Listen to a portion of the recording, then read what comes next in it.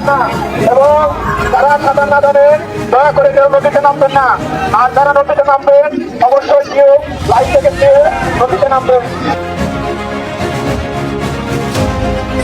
Bangladesh BGB এটা দায়িত্ব থাকে। আজকে এসে দেখলাম এই পরবর্তী সময়ে তাদের যে লোক যারা তারা আমার মনে হচ্ছে আরো অনেক বেশি কাজ করছে। আলহামদুলিল্লাহ তখন ভালো আছে, আমাদের বিজিবি প্রতিটা জায়গায় জায়গায় আছে, কোনো সমস্যা নাই।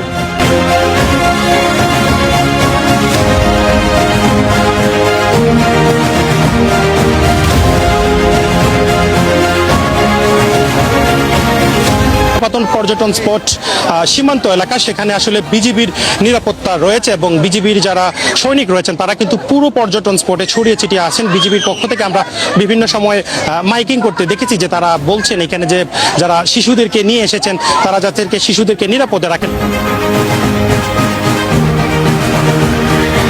এতটুকু বলতে পারি বিজিবি যেহেতু এখানে উপস্থিত আছে এবং কন্টিনিউয়াসলি তার দায়িত্ব পালন করছে, যারাই আসবে তারা এখানে নিরাপদ আছে।